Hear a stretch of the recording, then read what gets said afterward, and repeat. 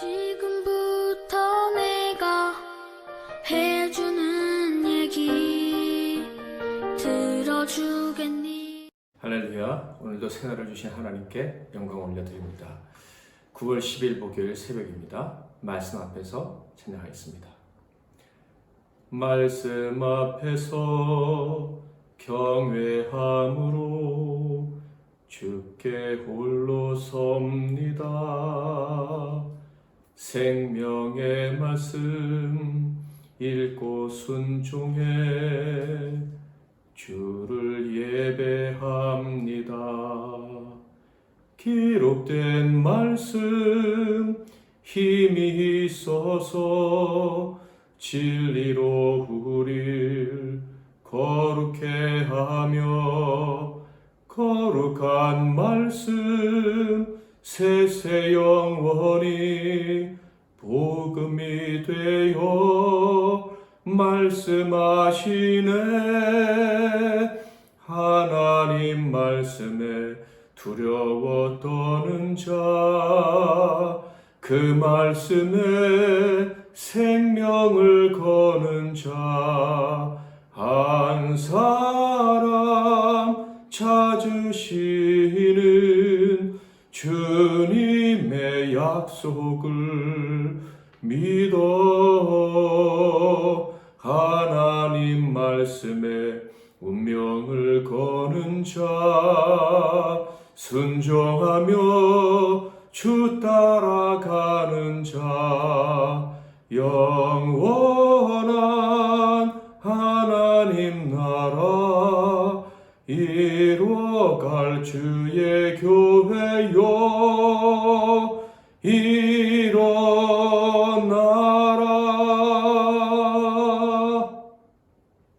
아멘. 오늘 하나님께서 주신 은혜의 말씀은 구약성경 창세기 42장 1절부터 17절 말씀이 되겠습니다. 창세기 42장 1절에서 17절 말씀 중에서 오늘은 제가 9절만 봉독해 드리겠습니다. 요셉이 그들에게 대하여 꾼 꿈을 생각하고 그들에게 이르되 너희는 정탐꾼들이라 이 나라의 틈을 엿보려고 왔느니라. 아멘.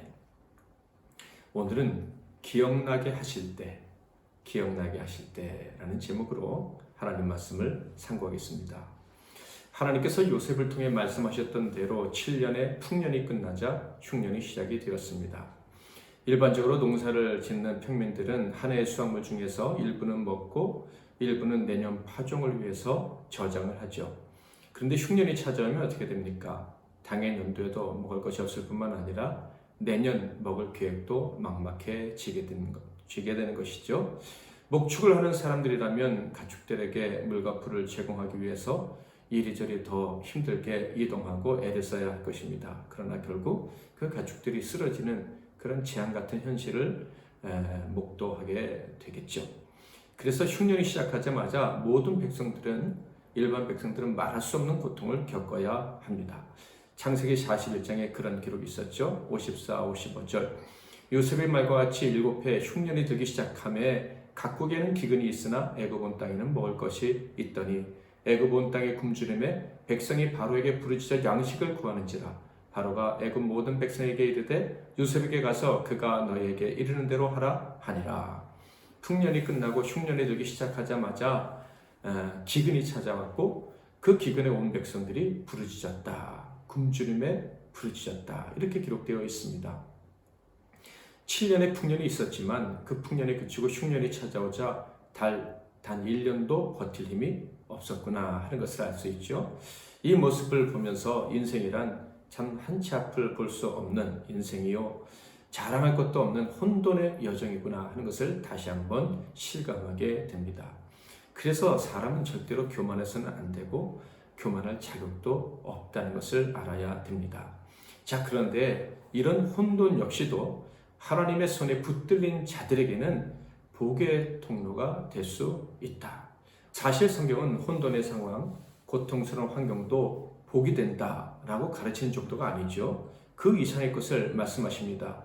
즉 하나님께서는 이 혼돈 속에서 은총을 내려주시는 분이다 라는 것을 말씀하고 있어요.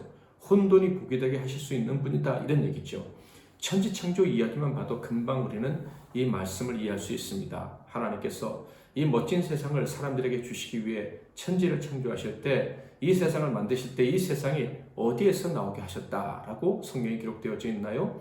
창세기 1장 1절 2절 태초에 하나님이 천지를 창조하시니라. 땅이 혼돈하고 공허하며 흑암이 깊음 위에 있고 하나님의 영은 수면 위에 운행하시니라. 분명하게 확인할 수 있죠. 이 세상은 혼돈과 공허와 흑암 속에서 출발했다라는 거예요. 아무것도 없구나, 절망조차도 사치스럽구나 하는 그런 무의 상태에서 세상을 창조하시되 하나님의 딸들, 아들들을 위해서 이 멋진 세상을 창조하셨다 하는 거예요.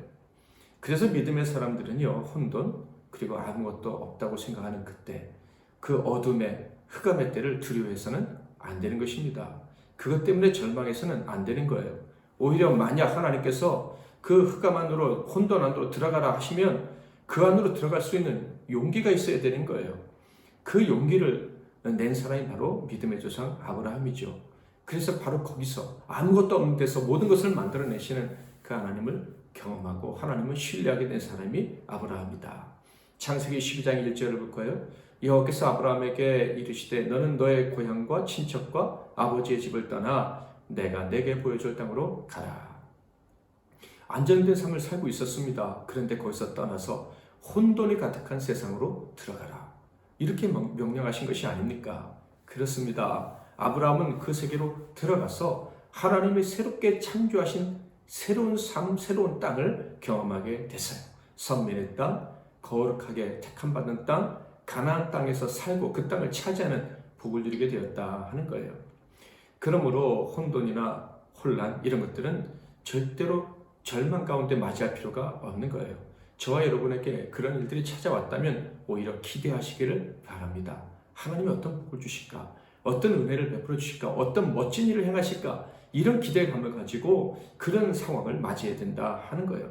심지어 저와 여러분의 죄악으로 말미암아서 이런 어려운 일이 찾아왔구나라는 생각이 들 때에도 믿음으로 기대해야 됩니다. 믿음으로 하나님을 소망해야 돼요. 그것이 하나님이 원하시는 믿음인 거예요. 오늘 성경에 보면 동생들을 팔았던 요셉의 형들과 또 심각한 편애로 자녀들의 관계를 파국으로 몰아갔던 요셉의 아버지 야곱이 혼돈에 빠져 있다는 사실을 확인하게 됩니다. 1절 2절 그때 야곱이 애굽에 곡식이 있음을 보고 아들들에게 이르되 너희는 어찌하여 서로 바라보고만 있느냐. 야곱이 또 이르되 내가 들은즉 저 애굽에 곡식이 있다 하니 너희는 그리로 가서 거기서 우리를 위하여 사오라. 그러면 우리가 살고 죽지 아니하리라 하매. 그들에게도 흉년이 찾아왔다는 것을 알 수가 있습니다. 갑자기 어려움에 직면하게 된 것이죠. 이 위기에 직면하게 되자 야곱은 그 아들들에게 애굽에서 곡식을 사오라고 명을 내립니다. 이게 무슨 일입니까? 야곱의 식구들을 구원하시려는 하나님의 계획이 본격적으로 시작이 된 것입니다. 언제요? 혼돈의 시기에, 굶어 죽을 것 같은 두려움의 시기에 하나님이 엄청난 구원의 역사를 시작하셨다 하는 거예요. 아브라함에게 약속하신 대로 네 후손이 번성하게 되고 큰 민족을 이루게 할 것이다 라는 이 놀라운 약속의 말씀이 성취되기 위한 시작이 되었다, 시동이 걸렸다 이런 말씀이에요. 그러니까 과거에 겪어본 적이 없었던 거대한 혼돈의 소용돌이는 하나님의 축복의 통로, 하나님이 계획하신 것들을 멋지게 이루시기 위한 시작에 불과했다 하는 것을 알 수가 있어요. 3절 4절을 볼까요? 요셉의 형 10사람이 애굽에서 곡식을 사려고 내려갔으나 야곱이 요셉의 아우 베냐민은 그의 형들과 함께 보내지 아니하였으니 이는 그의 생각에 재난이 그에게 미칠까 두려워함이었더라. 12명의 아들들 중에서 10명이 애굽으로 곡식을 사러 갔다는 얘기죠. 요셉은 이미 애굽에 있었고 요셉의 친동생이자 막내 베냐민은 집에 남겨졌다는 말씀입니다. 여전히 아버지는 편애를 하고 있네요. 베냐민이 막내이긴 하지만 그만을 남겼을 때 형들은 20년 전에 팔아버렸던 요셉이 생각나지 않았을까 하는 생각이 듭니다. 형들의 마음이 마냥 편하지만은 않았을 것 같다라는 것이죠. 그러니까 이 야곱의 집안은 여전히 해결되지 않은 문제들로 마음이 혼란스럽고 복잡한 위기의 가족이요, 혼돈스러운 관계로 얽힌 가족이라는 것 알 수가 있습니다. 거기에다 흉년까지 겹친 것이죠. 자, 그런데 이 모든 결함들에도 불구하고 이 모든 혼돈들에도 불구하고 하나님의 뜻은 성취되어져 갑니다. 자, 6절을 볼까요? 때에 요셉이 나라의 총리로서 그 땅 모든 백성에게 곡식을 팔더니 요셉의 형들이 와서 그 앞에서 땅에 엎드려 절하매. 아시다시피 이 광경은 결코 평범한 광경이 아니죠. 하나님께서 요셉에게 주셨던 그 꿈의 대부분이 성취된 광경입니다. 해와 달과 11별이 요셉에게 절을 한다고 하나님이 꿈을 주셨는데 그 꿈 중에 해와 달, 즉 부모님이죠. 그리고 한 별, 베냐민을 제외한 10개의 별이 요셉에게 절한 것입니다. 자, 요셉에게 형들이 절했을 때 어떤 일이 벌어졌을까요? 9절. 요셉이 그들에게 대하여 꾼 꿈을 생각하고 요셉이 자기 형들이 자기에게 절하는 모습을 보고 과거에 꾼 꿈이 생각났다. 이렇게 얘기합니다. 이게 생각났다는 말이 그러면 그전에는 잊고 있었다는 얘기일까요? 어쩌면 그랬을지도 모르겠습니다. 지금 너무나도 큰 영광과 행복을 누리고 있지 않습니까? 자식을 둘이나 얻었습니다. 과중한 업무까지 겹쳤습니다. 그러므로 과거의 꿈을 잊기에는 충분한 상황이 아니었을까? 그런 생각도 듭니다. 게다가 아들을 얻었을 때 이름을 지었는데 특별히 첫째 아들을 지었을 때는 뭐라고 이름을 지었다고 했나요? 41장 51절에 보면 요셉이 그의 장남의 이름을 므낫세라 하였으니 하나님이 내게 내 모든 고난과 내 아버지의 온 집 일을 잊어버리게 하셨다 하며 장남을 낳고 잊어버렸다. 과거 일을 잊어버렸다. 이렇게 얘기했습니다. 그러니까 과거의 기억이 힘이 됐을 수 있겠구나. 게다가 얼마나 많은 시간이 흘렀습니까? 13년하고도 이제 7년의 풍년의 기간, 그러니까 20년이나 지나지 않았습니까? 그런데 어느 날 갑자기 형들이 찾아와서 절을 합니다. 그러므로 일반적으로 우리가 상식적으로 생각해 본다면 요셉이 과거의 꿈을 잊고 있었는데 형들이 와서 절을 하는 순간 갑자기 과거의 꿈이 다시 떠올랐다. 뭐 이렇게 생각해 볼 수도 있을 것 같습니다. 그런데 형들의 모습을 보았을 때 요셉이 취한 행동을 보면 기억이 갑자기 되살아났다기보다는 아주 정확히 꿈을 기억하고 있다가 아주 적절하게 행동했다. 이렇게 보는 게 옳을 것 같다는 생각이 듭니다. 왜 그렇습니까? 9절을 다시 읽어볼까요? 요셉이 그들에게 대하여 꾼 꿈을 생각하고 그들에게 이르되 너희는 정탐꾼들이라 이 나라의 틈을 엿보려고 왔느니라. 갑자기 형들을 정탐꾼으로 몰고 있습니다. 이미 당시 애굽에는 많은 나라들에서 곡식을 사려는 사람들로 붐볐을 거예요. 그렇지만 그 모든 사람들을 정탐꾼으로 몰지는 않았을 것입니다. 물론 호시탐탐 노리는 정탐꾼도 있었겠죠. 자, 그런데 요셉은 그의 형들을 그냥 다짜고짜 상황도 파악하지도 않고 정탐꾼으로 몰아버리고 말았습니다. 왜 그랬을까요? 그것은 그가 과거의 꿈을 정확하게 기억하고 있었다라고 밖에 생각할 수가 없습니다. 요셉의 꾼 꿈이 무엇이라고 그랬습니까? 앞서 말한 것처럼 13명으로부터 절을 받는 거예요. 11명의 형제들과 부모님으로부터 말이죠. 그런데 지금 자기에게 절하는 사람은 몇 명입니까? 10명입니다. 3명이 부족합니다. 요셉은 아마 많은 생각을 할 수 있었을 거예요. 과거에 자신을 죽이려 했던 그리고 비정하게 바라봤던 이 형들이 혹시 이런 생각을 했을 거예요. 13명이었다면 그런 생각을 안 했을 거예요. 그런데 10명이니까 하나님의 꿈과 지금 이 상황을 비교해 보니 맞지 않아요. 아버지 어머니가 어떻게 되셨을까? 이 약한 형들이 아버지마저도 해롭게 만들지 않았을까? 아버지를 고통스럽게 만들었다가 그 마음이 병들거나 힘들어서 돌아가시게 하지는 않았을까? 또한 내 동생 베냐민도 나처럼 노예로 팔아버리지는 않았을까? 혹시 더 악한 짓은 하지는 않았을까? 지금 10명의 형들이 자기한테 절하는 것도 사실 놀라운 일입니다. 그러므로 내 꿈이 이루어졌다 하면서 큰 소리 치고 내가 대단한 사람이야, 하나님의 사람이야 라고 말할 수 있었지만, 그러나 요셉은 지금 이루어진 것보다도 하나님이 주신 꿈을 먼저 생각하고 있는 거예요. 하나님이 주신 꿈과 분명히 다르다. 그러므로 내가 지금 함부로 행동해서는 안 되겠구나. 그런 생각을 한 거예요. 그래서 자기의 정체를 감췄습니다. 그리고 하나님이 내게 주신 꿈이 이루어졌다 라고 자랑하고 싶은 마음도 감췄습니다. 대신에 다음과 같은 조치를 내렸죠. 15절부터 17절. 너희는 이같이 하여 너희 진실함을 증명할 것이라. 바로의 생명으로 맹세하노니 너희 막내 아우가 여기 오지 아니하면 너희가 여기서 나가지 못하리라. 너희 중 하나를 보내어 너희 아우를 데려오게 하고 너희는 갇혀 있으라. 내가 너희의 말을 시험하여 너희 중에 진실이 있는지 보리라.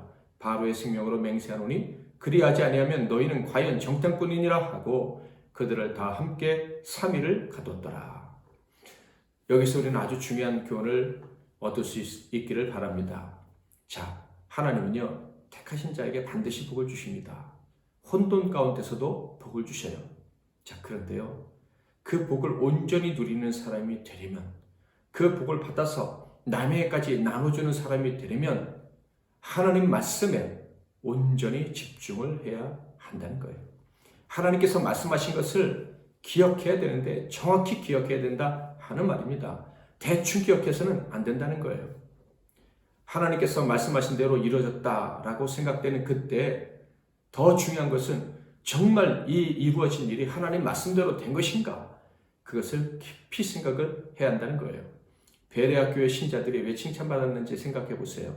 사도행전 17장 11절 베레아에 있는 사람들은 데살로니가에 있는 사람들보다 더 너그러워서 간절한 마음으로 말씀을 받고 이것이 그러한가 하여 날마다 성경을 상고함으로 그들은 하나님 말씀을 좋아했습니다. 그런데 듣는 데서 끝나지 않았다는 거예요. 그 하나님 말씀이 진리인지 정말로 정확한 하나님 말씀인지 그것이 정확히 이루어지고 있고 우리가 그 말씀대로 정확히 살아가고 있는지 확인하는 작업을 매일 그리고 열심히 했다라는 거예요. 한 번 듣고 어렴풋이 듣고 나 하나님 말씀을 들었어. 내가 알아.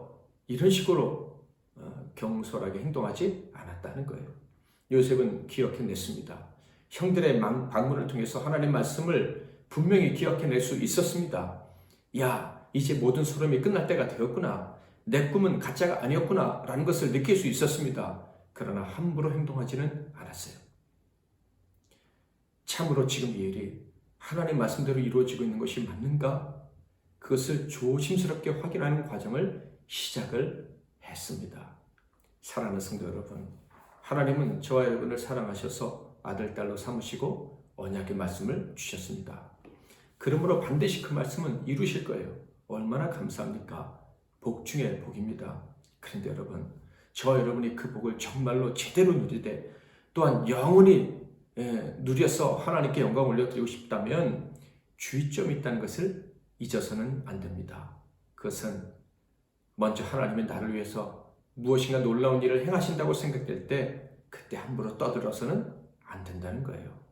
오히려 하나님이 나 같은 자를 위해서 놀라운 일을 행하기를 시작하셨구나 라고 생각이 된다면 더 주의해서 하나님의 말씀을 찾아보고 하나님의 뜻을 구하고 이것이 정말 하나님의 뜻인지 확인하는 과정을 반드시 거쳐야 된다는 거예요.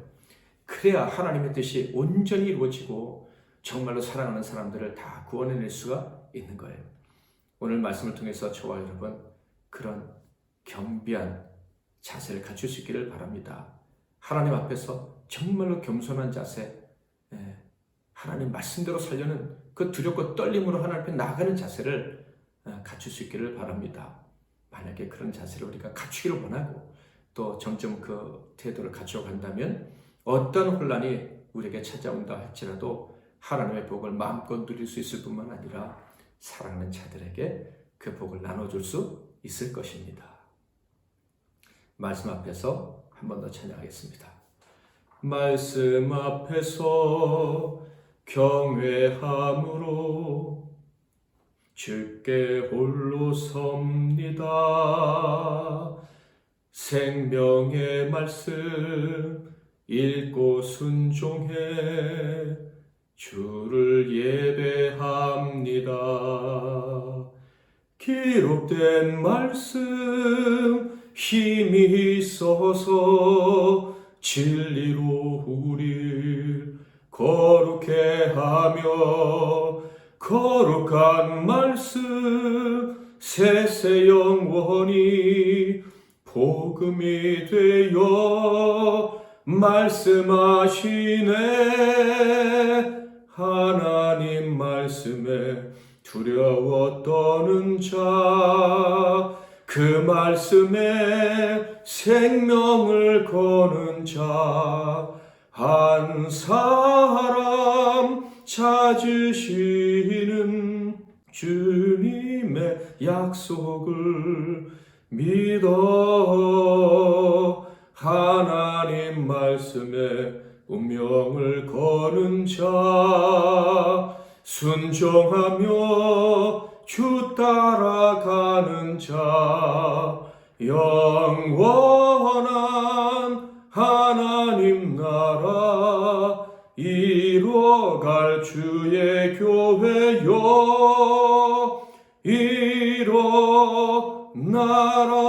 일어나라. 기도 제목 드리겠습니다. 첫째로 생명의 말씀을 제게도 주옵소서. 그리고 그 말씀이 늘 기억나게 하시되 정확히 기억하고 확인하고 그대로 순종하고 또 그 말씀대로 이루어지기를 기다리는 그런 겸비한 삶을 살게 하옵소서. 그래서 사랑하는 사람도 살려내는 그런 구원의 도구가 되게 하옵소서. 두 번째로 고난 속에 있는 이 민족 그리고 세계 가운데 있는 하나님의 자녀들을 속히 구원하옵소서. 큰 구원의 역사를 허락해 주시고 우리를 이 일에 사용해 주옵소서. 셋째로 오늘 하루의 삶도 주님께 맡겨드립니다. 우리의 삶, 특별히 저뿐만 아니라 사랑하는 사람들, 동역자들, 사역자들, 그리고 MBC 나눔교회 모든 성도들, 그리고 선교사님들을 도와주옵소서라고 기도하겠습니다. 제가 먼저 잠깐 기도하겠습니다. 하나님 아버지, 저희들에게 하나님 말씀을 영원히 살 수 있는 생명의 말씀을 주셔서 감사합니다. 그리고 어느 때든지 그 말씀이 기억나게 하셔서 우리가 죽지 않고 살 수 있구나. 우리가 헛되게 인생을 마무리하지 아니하고 영광을 돌리며 살 수 있구나 하는 것을 확인하고 그로 인해 즐거워하며 살게 해주시니 감사합니다. 특별히 바라옵기는 그 영생의 말씀을 우리에게 주셨는데 그 말씀대로 이루어지는 것 같을 때, 그 말씀이 정말 성취되어지는 것 같을 때 우리에게 더욱더 겸손한 마음을 주셔서 그 말씀이 온전히 이루어지지 못하도록 방해하려는 마귀의 세력을 끊어버리게 하시고 그 말씀이 온전히 이루어지는 것을 보며 살아가는 겸손한 주의 종들 우리 모두의 삶 다 되게 하옵소서. 예수 그리스도의 이름으로 기도하옵나이다. 아멘.